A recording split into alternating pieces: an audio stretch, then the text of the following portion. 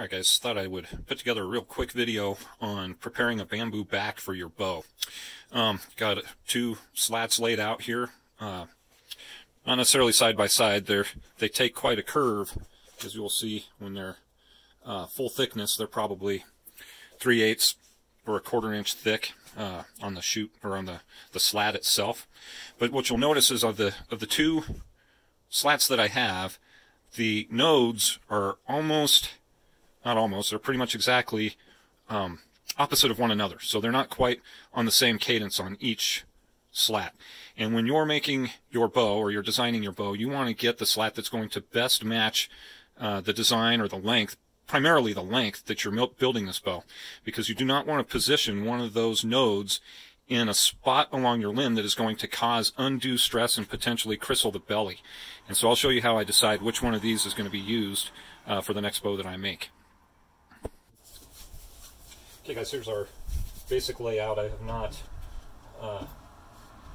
not tapered this limb or done anything, drawn out the profile of the bow, let's say. I just have my slat of Ipe here. It's 1 1/4 inches wide, because with Ipe that's really about all you need. I have a piece of hackberry here that I'm going to use as a piece for a power lamb.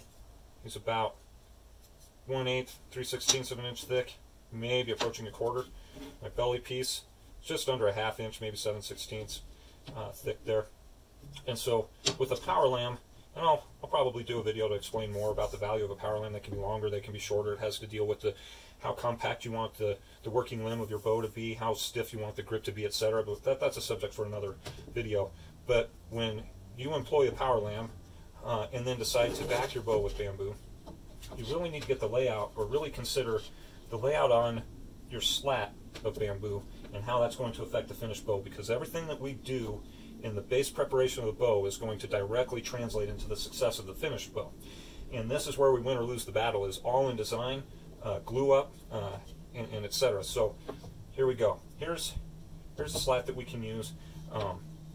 Again, you want to try and get this thing positioned within the length of a piece of bamboo that's going to best suit the success of your bow. So I'm going to take this first, because the length of this bow most comfortably fits right like this on the bamboo. And what I'm trying to do is kind of get the two extreme nodes kind of within equal distance from the ends, and that way I know that I'm dealing with kind of congruent nodes on both limbs. So I've got a limb, or one node kind of in the working limb of the top or bottom limb, whichever that one ends up being. Same with this, it's in the middle of the working limb, and then these two nodes are equal distant from the middle. Problem with this setup, and I've learned this over time in a few failed bows, is that you get strength through the middle of your setup with a power lamb. So you're not going to bend very well through this grip, and of course it tapers all the way down to a feathered end here and here. And what happens is the transition from your power lamb ends up coinciding with what happens to be a very stiff and powerful piece of your bamboo right here. And so as this is tapering out to nothing, you're encountering like the thickest piece of your bamboo backing strip in the same spot. And so it's transferring the bending now 100% to your belly piece, while in coincidence with the most stiffest piece of your bamboo. This is a recipe for disaster. You do not want these lines to match up. Your better scenario is to have a node that matches in the center. All of the stiffness is concentrated right here at the grip. That makes the most sense of any sort of setup. Now if you need to be a little bit over, a little bit under to get the rest of your nodes to match up along the length of the limb, that's okay, because you're going to favor one limb or the other for top or the bottom, and you can kind of position this such that it's in the middle of the grip, where your arrow pass is going to be up here somewhere. That's purely a personal decision on your part, how you want to lay out your grip section, whether you want your arrow pass to pass right at center or an inch above, 1 1/4 above. I know most guys like to run just a little above center for their arrow rest, and so that takes that. You can massage that a little bit, to be in some sort of coincidence with your arrow rest, and then match up what is truly your most important piece, is where your first nodes in the working limb land. I would tell you 9 times out of 10, if not 99 times out of 100, you're going to find that having this node coincide with the center of your bow is going to be the optimal layout for your backing.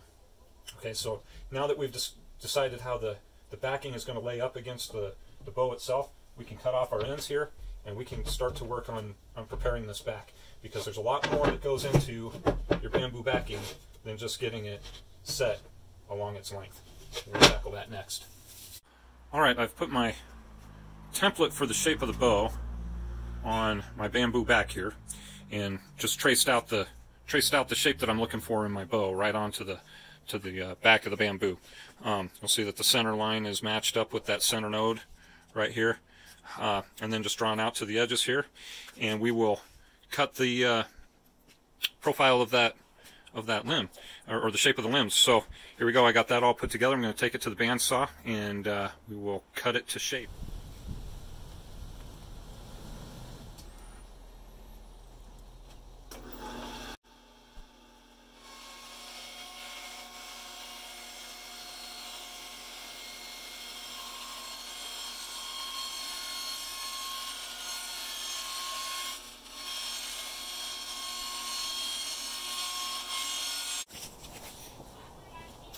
Alright, now that we're cut to shape, we're going to put some smooth edges on our cut lines. So we got a smooth surface to run on the bandsaw when we rip it to a thinner thickness on from front to back. So we're going to go ahead and put a smooth edge on these surfaces, try and get a nice 90-degree, address it at 90 degrees so that when we put it through the bandsaw it sits rather flat, and it's a little easier to get a nice vertical cut through there and a clean rip. So here we go.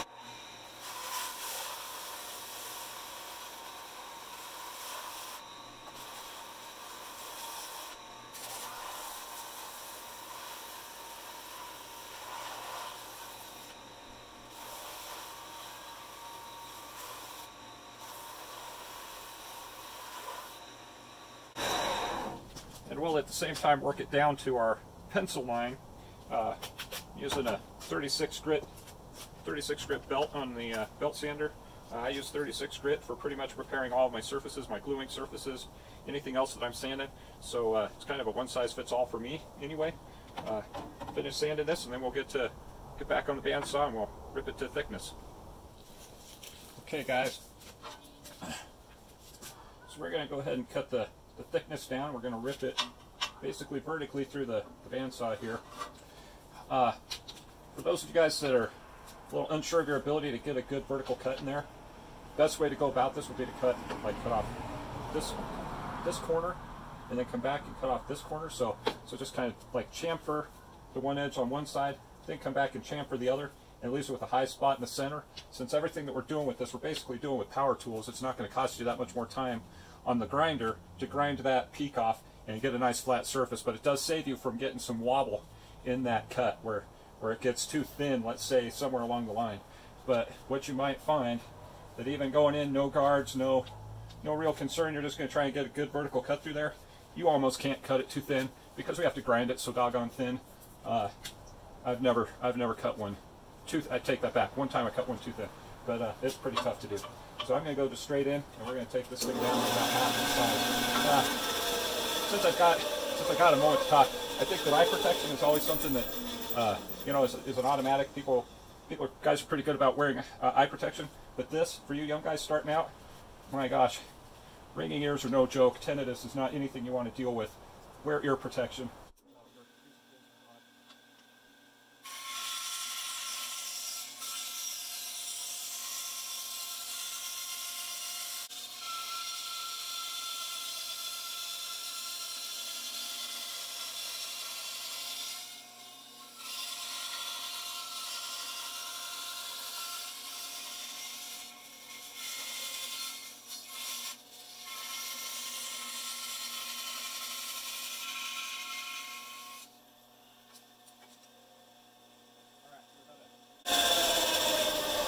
Real jagged inside edge, but it takes a lot of that removal out of the equation, because you'll spend a lot of time flattening this out. I am going to go back. I left the tips just a little bit longer than the actual belly material, and we're going to go in and we're going to cut basically what are going to be very small self knocks into the tips of these, into each tip here.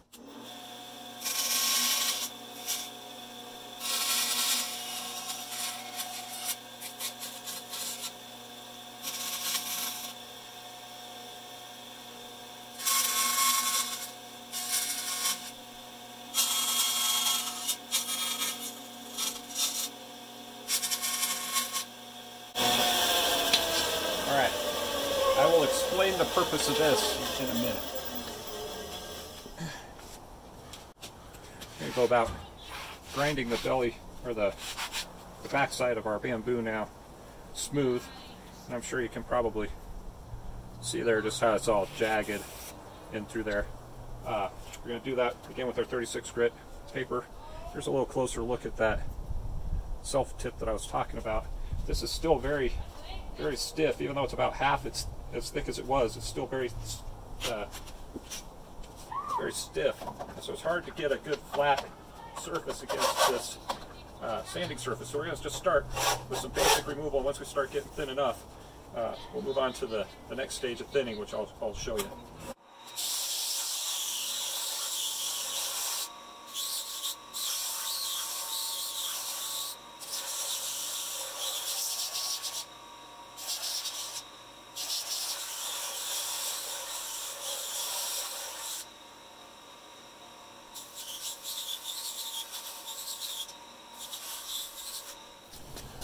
Alright, so you can probably see while I'm working how I'm having to battle this bamboo to work against my belt. And as time went on, I just got really physically tired of fighting my bamboo in order to grind it, because it's got a long ways yet to go. Hence the knocks now. So what I do now is I just string this guy up like a bow, backwards. This does two things for us. It saves me from having to fight it, number one. And number two, shows us when we're grinding a little too much in one spot. Because what we're going to do now is grind this into a tiller. And the reason we're going to tiller our backing strip is because when you glue this onto your belly, any thin or thick spot of your bamboo is going to project through on your belly and create havoc for you when you start tillering your bow.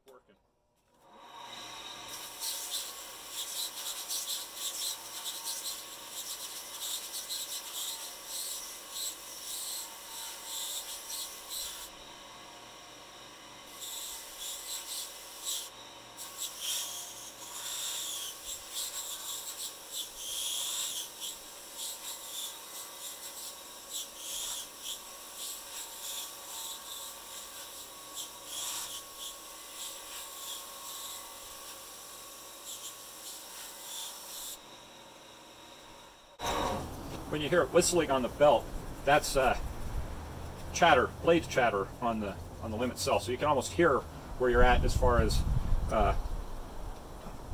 getting to a smooth surface. Alright, so I've continued grinding because it gets real mundane just watching me grind and grind and grind. But you can see here that I have basically gotten that arc of a circle tiller on here that I've been looking for. At this point now, it's a matter of getting the backing strip thin enough to go on my belly. And you might ask how thin is thin enough. Bamboo, in particular, is a very, very stout backing material.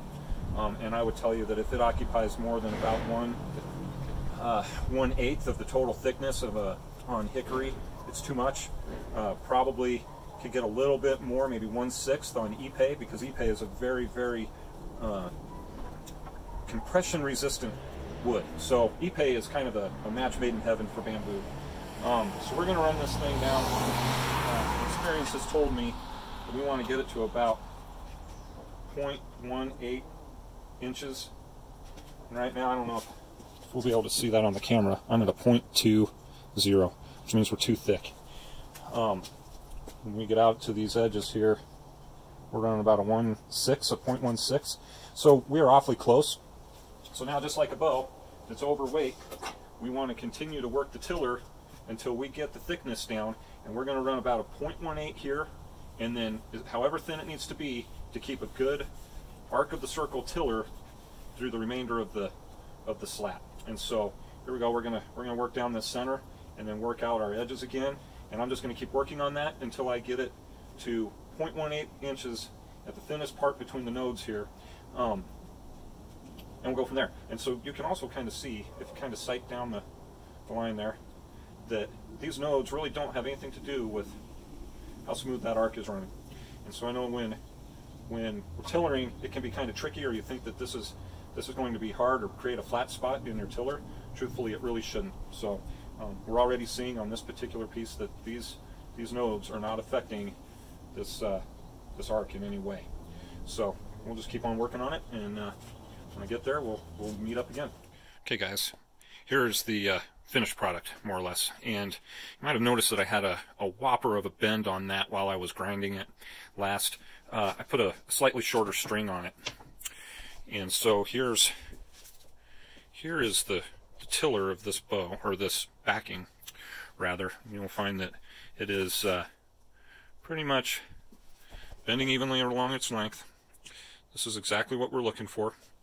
Right? So this is along the lines of what you would expect your strung bow to look like, which means when we put this backing strip on our belly, it is not going to create any stiff spots or weak spots projected through on the finished product. Took the string off there. So here's our finished product, and you'll find that it's still, I don't know, it's still springy, so it's still got a lot of life to it. It's not just a limp strip of bamboo, but I do have, as measured by a caliper, here's our center node. The first lengths between the center node and the first nodes in the middle of the limb go like this: 0.18 inch, 0.16, 0.13. Same on the other side, and that just works out 9 times out of 10 like that. Sometimes you'll get a little bit of variance. When I get a variance, that's what usually tips me off as to which side I'll use as top and which is bottom limb, with the slightly stiffer side residing on the bottom. So that is really just a consequence of the tillering piece of this. So that is how I produce my bamboo backs. I haven't really heard much discussion on thickness or really the preparation of a bamboo back, but here are the key points. It should be tapered, and it should be basically tillered, and I'll pull it into a reverse to do so. Nodes should not play into any of that, so you'd be able to see that tiller, and you could. The nodes had nothing to do with the bend in that strip, and so the nodes should have nothing to do with the bend in your finished bow. So after this, we'll move on to the belly preparation and the power lambs and the glue up process, and etc. So a little hint as to what's coming. The belly piece is going to get a similar treatment. We are going to tiller that belly, and the back is already tillered. The belly will be tillered, and when we pull it into a reverse tension and glue it, you will find that we don't need any kind of forms or anything like this. It will take on its given tiller while it glues, and that makes the tillering process very easy. Takes a lot of the mystery out of a reflex-deflex tillering process, because the beautiful part of it is, you know you're on track when your limbs become perfectly straight. It means they're in tiller, and then you tiller beyond that point. It takes a lot of the mystery out of a reflex-deflex tiller. So this is just part one of the build along. I'm not sure how many parts it's going to have, but it's going to have a few. But this is how I process a bamboo back.